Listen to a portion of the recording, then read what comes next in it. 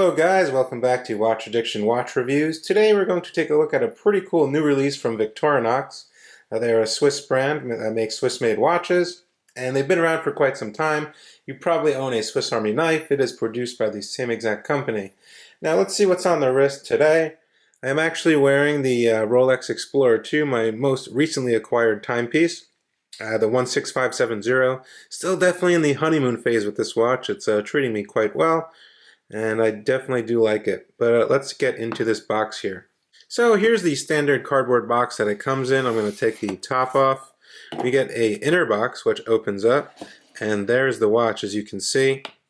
Now underneath this we do get a little compartment down here, as you can see, which does have a little bumper that actually goes on the watch, which is pretty cool to protect the actual surface. As you can see, there's a little protector in there. And then you do get your all your Victorinox paperwork, your 3-year international warranty, your quick I.N.O.X guide for just basic operation, and what else is in here? And a nice little card of the I.N.O.X. So let's get into the watch now. So here is the all-new Victorinox I.N.O.X Automatic. Now, you might probably know the I.N.O.X Quartz one. That is very popular, definitely one of their best-selling timepieces. They have gone ahead and released an automatic version, which is pretty nice, and I think a lot of people really wanted this. And it's definitely a great way to get into automatic watches. It's quite affordable for a very well Swiss-made watch at $795, and I believe about $50 more on the bracelet option. There are also some cool new features such as the strap and some other stuff which we'll talk about in a little bit. Now, let's start off with some basic specifications. So we are looking at a 43mm diameter on this timepiece. It is crafted of all solid 316L stainless steel all around, as you can see. Most of the watch is brushed, if not all of it, besides these slight polished edges which are scalloped on the actual bezel, as you can see here. So you have slight polishing going around, which I found to be quite eye-catching. Definitely gives the watch a little more flair, considering it's completely brushed. Now, in terms of the actual case thickness, we are looking at 13mm thick, which is really all not that bad for an automatic movement. In terms of the wingspan, or lug to lug, we are looking at 51mm, which is pretty decent, not too bad there. As you can see, it's very kind of, a circular case shape, kind of. We do have a 21mm lug width here, which will fit 22mm straps, so don't worry about that. That's pretty standard even on the older I.N.O.X Quartz models.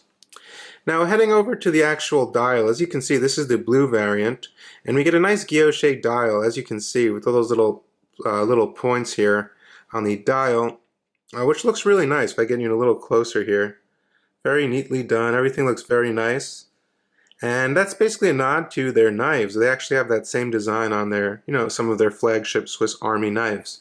So I thought that was pretty cool and interesting that they did that.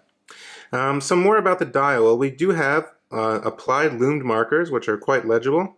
Loomed hands as well. We have a nice sweeping seconds hand with a red tip, which I found, allowed for a bit more legibility. It does reach all the way out to the chaptering, which I do like. Definitely helps reading the seconds hand and setting the seconds hand as well. We have our date aperture tucked away between 4 and 5 with a white background to match the applied logo and the Victorinox text below 12 o'clock. And the nice thing about this logo is it's quite raised. It's a bit sunken in there, as you can see, which looks pretty cool. It also is fully lume, so there's a lot of superluminova on this watch. The lume is really good. I already tested it out. So over here we get our screw down crown with some nice crown guards. As you can see, the crown almost sits flush, and it's really protected for that toughness factor. Now obviously this watch is not going to be as tough as the quartz version due to the movement inside of this watch, but it's still really tough. I mean, I think it feels really tough and robust. It's like something you can just smash around and it'll be okay. So the crown is signed with the Victorinox logo screwed down. We get our 200 meters of water resistance, safe for diving, swimming, pretty much any water activity you're going to be doing. And yeah, that's always good to have that water resistance. So the crown is screwed down. You get very good grip on it, even though it's tucked in here, but you do get very good grip. Our first position on this movement is the ETA 2824-2. It's a Swiss-made automatic movement. It's been around since I believe 1982, or when they released their first variant of this movement. It's a tried, workhorse movement. I've seen tons of these movements. They never fail. They're fairly accurate. This one running about +3 seconds a day, which is amazing. And our first position is self-winding, which is always really smooth on these movements. No grittiness whatsoever. Our second position, we do get a quick set date. Very nice. Everything fits in the window. And then we get our final position, and we can set the time here. And the seconds hand will come to a halt, so we can set the time. Very nice. Very easy to function. I'm going to go ahead and screw this crown back in for you guys.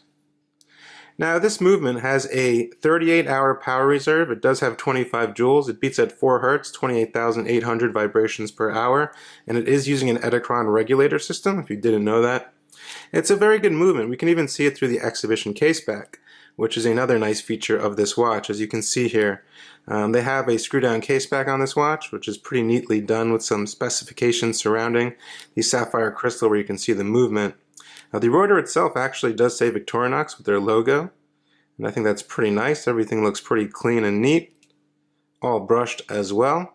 Now you might be wondering, well, what kind of strap is this? This is actually a wood strap. I've never seen this before. This is something new for VICTORINOX. So this is wood. I guess they're being environmentally, however you want to say it, they're helping the environment by using this wood. But on the back it is a genuine leather back, as you can see with VICTORINOX embossing there. It does come on a very nice milled clasp here, which is a deployant style. As you can see, it's stainless steel marked there. It's all brushed. Just folds over and clicks in. Then you have your 2 safety keepers right here. And it's very flexible, useful. Definitely don't have to change out the strap. It's a very good strap. And a nice little thing is the ability to adjust it whenever you want. You just pop this up and you can go up and down, as you can see there. And then you just pop it into place. And there you go, you're all ready to go.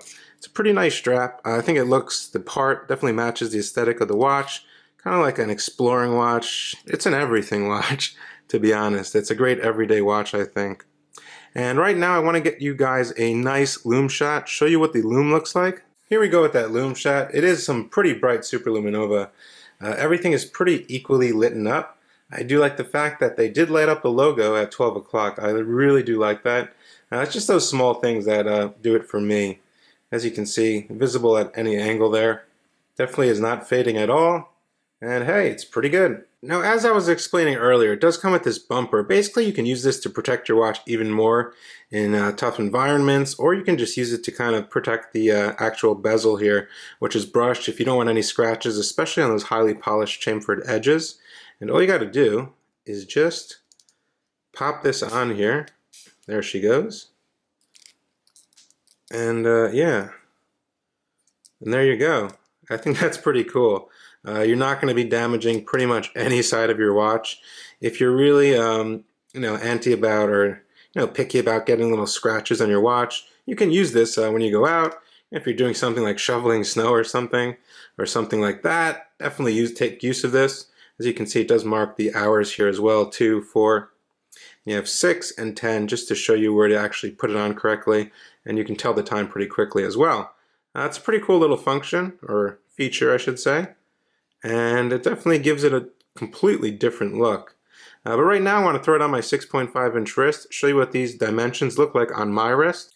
So here it is on my 6.5-inch wrist. Wears quite nice, I must say. It definitely fits just fine. I don't have such a big wrist, but just the shape and the case, the shape of the case I should say, fits very nice on my wrist. There's the back side, as you can see here. Definitely rides on the wrist quite nicely. I think it's an overall good look. I like the way they did the clasp here. It's very comfortable. It doesn't like pinch your skin, I should say. It doesn't pinch your skin. Doesn't pull hair or anything like that.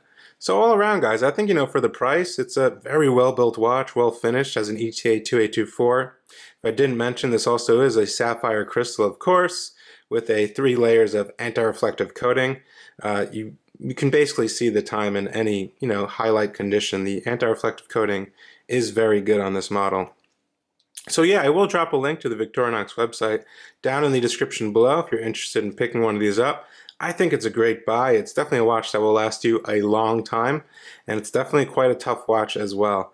Thank you guys for watching. Hope you enjoyed. This is Watch Addiction. Check out the written article on WatchAddictChannel.com, and you can find me on Instagram at WatchAddictChannel. Hope to see you guys in the next video. Bye.